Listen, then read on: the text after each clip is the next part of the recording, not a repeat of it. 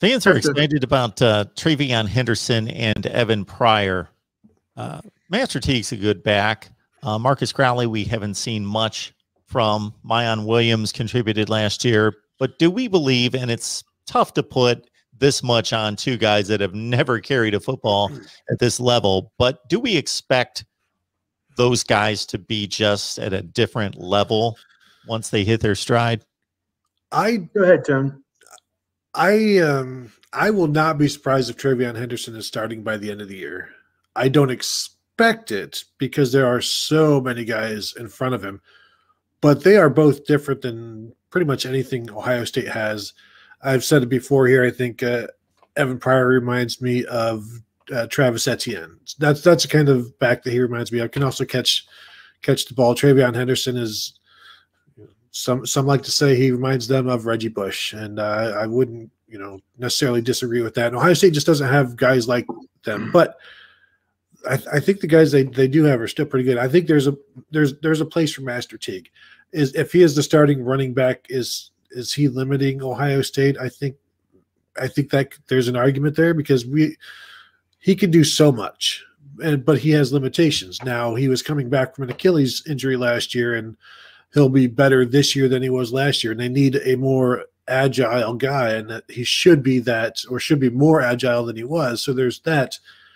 Mayan Williams, I really, really like, but it's amazing how much people like him after just 10 carries. I think he had 10 carries for 60 yards last year. That's a very small sample size. We know he made some nice moves, and he did this and he did that. We have no idea if he can hit the home run. And so I think that's a question mark. And if you can't, eventually you fall out of favor with everybody. Kind of like J.K. Dobbins did in 2018 when people stopped believing he was the 2017 J.K. Dobbins, and then he showed them in 2019 that, yeah, I am still pretty good. So, but Henderson and Pryor are both guys that can hit the home runs. And Daya said that they could see using Pryor more in the passing game a little bit. And it's going to be really hard for them to keep Henderson off of the field, which means it's going to be difficult for guys like, I don't even think you mentioned Steel Chambers. Like, they've got 5, 6 guys that can play, but not 5 or 6 guys who are going to play. And I think you have to give snaps to Henderson. I don't know that you necessarily need to give them to Pryor unless he earns them, but you've got to, these guys are playmakers supreme. And so one of them will find a way to the field, I think, in some capacity. Like, 400, 500, 600 yards rushing for Travion Henderson, I don't think is that outrageous.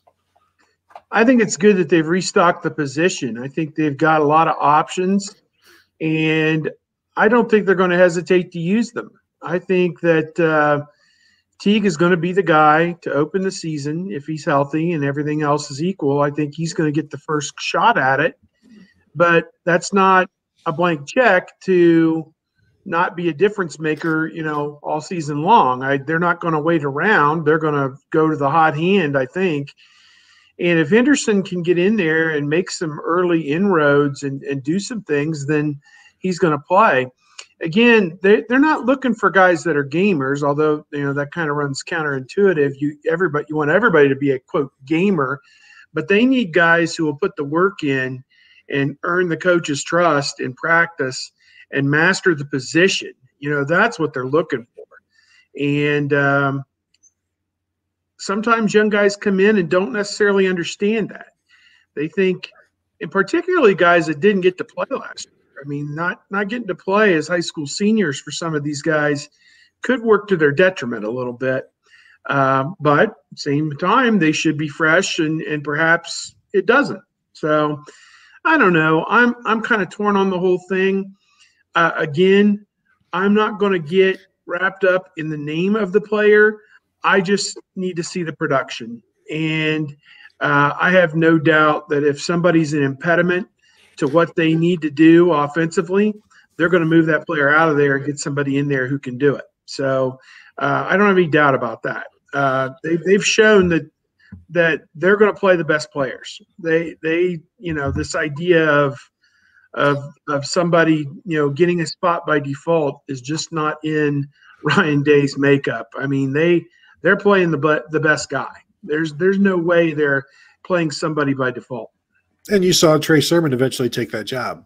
And, you know, he wasn't playing that well to start the season and midway through the season. And then eventually it was his. And yeah, Master Teague got dinged a little bit, but I don't think if healthy, Master Teague was going to be getting 20 carries the week after Trey Sermon sets the school record with 331 odd yards rushing. So if you could produce, they'll give you the ball, and there's going to be a lot of guys. And I saw somebody say, notice they aren't mentioning Steel Chambers, and that's why I keep thinking, you know, he may have to move back to linebacker, or not back to, but just a new position at linebacker, because there's just a lot of guys at running back right now, and Henderson and Pryor add two more into the mix. And Marcus Crowley, I still think, you know, heading into last year, I kept saying he may be the most talented of the bunch, but we just haven't been able to, you know, he looked really good as a freshman until he got injured in early November against Maryland,